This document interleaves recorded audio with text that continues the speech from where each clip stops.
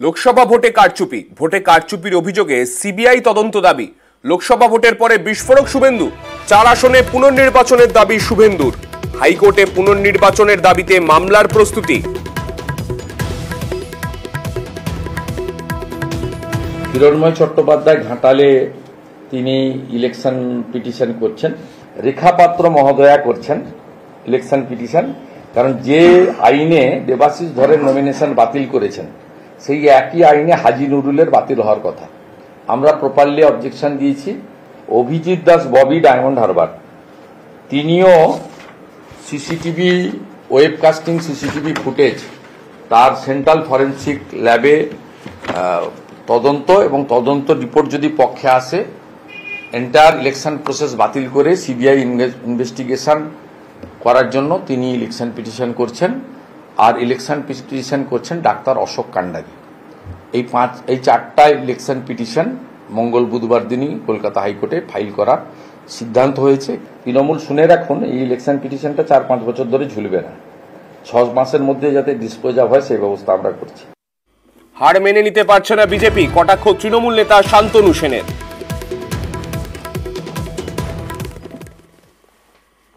বাংলার মানুষের রায়ে যখন তৃণমূলের বিপুল জয় জয়কার, তখন এখনো মানুষের রায়টা তারা মাথা পেতে নিতে পারছে না, এটাই প্রমাণ করে।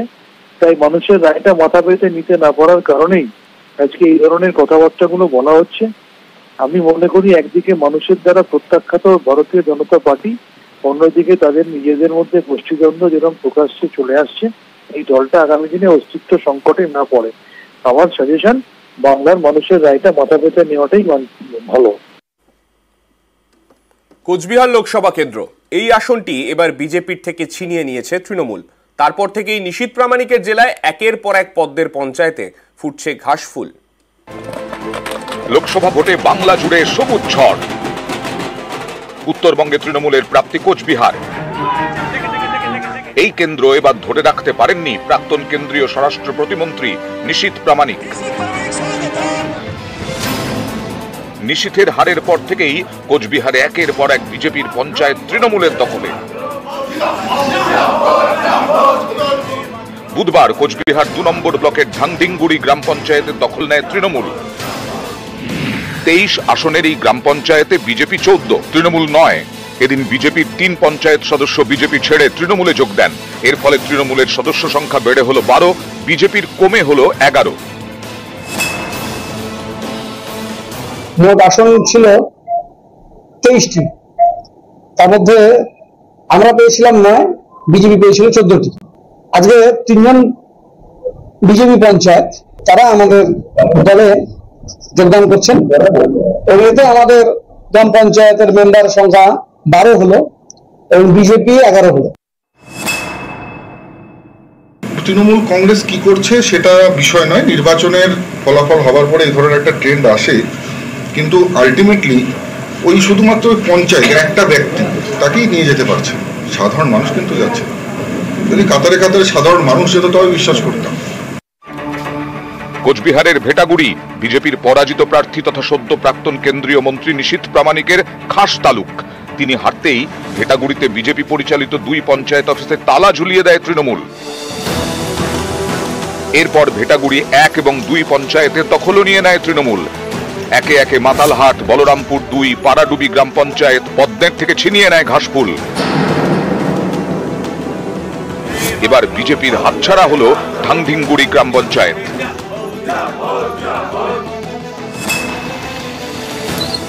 আমি গ্রাম উন্নয়নের জন্য পার্টিতে জয়েন করেছি, যাতে গ্রামের উন্নয়ন করতে পারি, গ্রামের সাফল্য করতে পারি, এই আশা রেখে আমি এখানে জয়েন করেছি। কোচবিহারে মোট গ্রাম পঞ্চায়েতের সংখ্যা 128, 23-এর ভোটে 104টি দখল করে তৃণমূল, 24টি বিজেপি।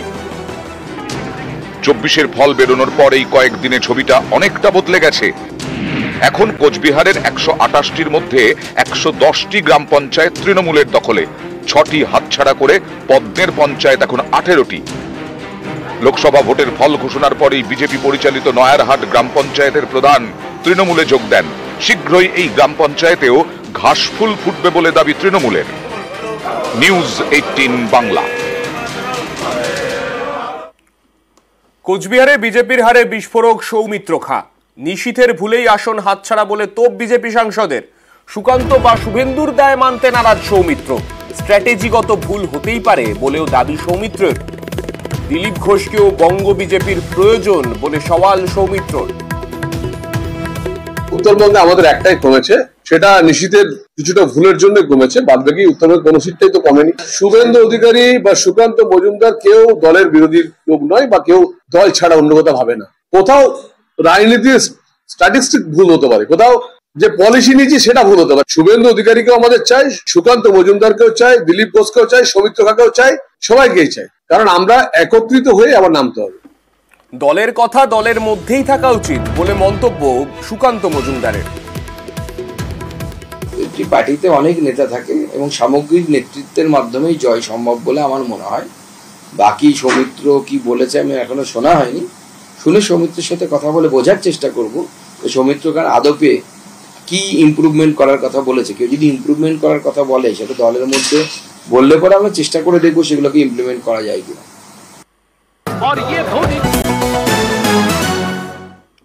হনুমানের উৎপাত, ভয় জামাইরা কুপোকাত। তেহট্টের গ্রামে জামাই ষষ্ঠী লাটে।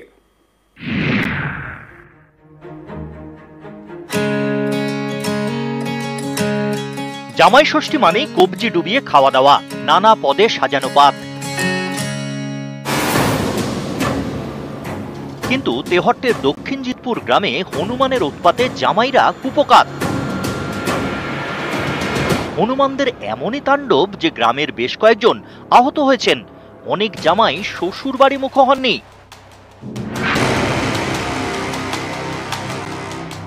এলাকায় তো খুব আতঙ্কের মধ্যে আছে, 4-5 দিন হলো হনুমানের উৎপাত করছে, জামাইরা তো অনেক আসতেই চাচ্ছে না এই এলাকায়। তেহট্টর বেতাই গ্রাম পঞ্চায়েতের দক্ষিণ জিতপুর, এখানেই গত কয়েকদিন ধরে দাপিয়ে বেড়াচ্ছে কয়েকটি হনুমান। কখনো রাস্তায়, কখনো বাড়ির ছাদে। কখন যে হামলা চালাবে বোঝার উপায় নেই। সম্প্রতি হনুমানের হানায় বাড়ির ছাদ থেকে পড়ে যান এক ব্যক্তি। প্রাণে বাঁচলেও তার হাত ভাঙে। এভাবেই কম বেশি আহত হয়েছে অনেকে। হনুমানকে ঠেকাতে লাঠি হাতে শুরু হয়েছে পাহারা। এই সব খবর চাউর হতেই জামাই ষষ্ঠীর অনুষ্ঠান বেজার। যেখানে হনুমানের ভয়, সেখানে কি আর জামাই ষষ্ঠী হয়?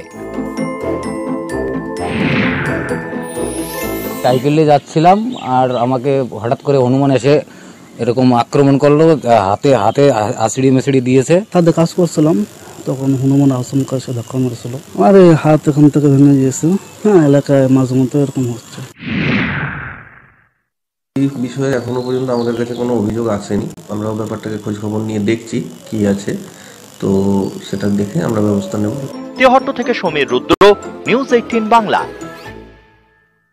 কামিং আপ নিবেদন করছে Admission going on for Swami Vivekananda Group of Institutions, always guiding you for the brightest future.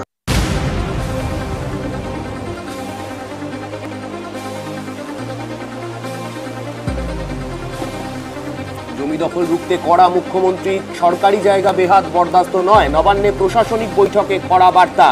ঘাড় ধাক্কা দিয়ে তুলে দেওয়ার নির্দেশ মমতার।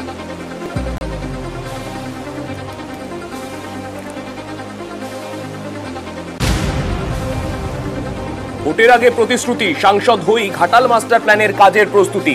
আগামী জানুয়ারিতেই রাজ্যের টাকাতেই শুরু প্রকল্প, শেষ হবে 5 বছরে। প্রাক্তন সেচ মন্ত্রীর সঙ্গে বৈঠকের পর জানালেন ঘাটালের সাংসদ দেব। কটাক্ষ সুকান্তর। কামিং আপ নিবেদন করলো Admission going on for Swami Vivekananda Group of Institutions, always guiding you for the brightest future. গন্ধ, রং ও খাঁটি ঝাঁঝ, এভরিডে রান্নার আপন স্বাদ। Everyday spices, 100% taste. Everyday spices, best. মনে রেখো, বড় স্বাদে করা চাই আয়োজন। এভরিডে মশলা, টেস্টি হবে ভোজন। Everyday spices, 100% taste. Everyday spices best. গন্ধ, রং ও খাঁটি ঝাঁঝ, এভরিডে রান্নায় আপন স্বাদ। Everyday spices, 100% taste. Everyday spices, best. শনিবার রানীগঞ্জের সোনার দোকানে বেপরোয়া ডাকাতি। সিসি ক্যামেরার ফুটেজে ধরা পড়ল ডাকাত দলের বেপরোয়া অপারেশন। প্রথমে হেলমেট রুমালে মুখ ঢেকে দোকানে ঢোকে ডাকাত দল, পরে গান পয়েন্টে চলে লুটপাট। আগ্নেয়াস্ত্র দেখে ভয় কাটা দোকানের কর্মী থেকে ক্রেতা। সিসি ক্যামেরায় ধরা পড়েছে চম্পটের ছবিও।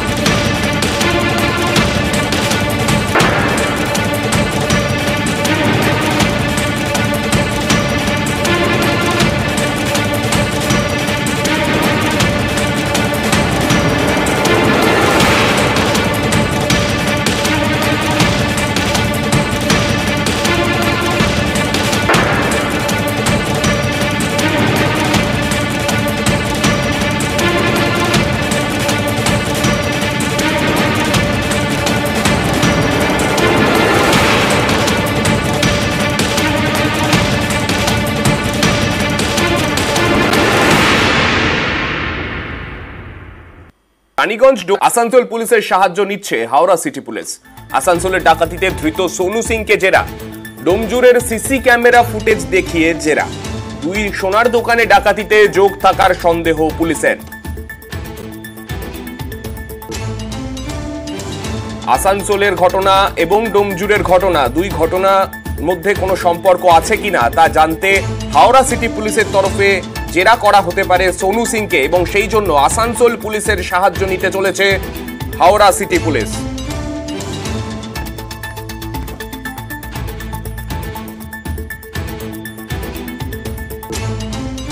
হেডলাইন্স।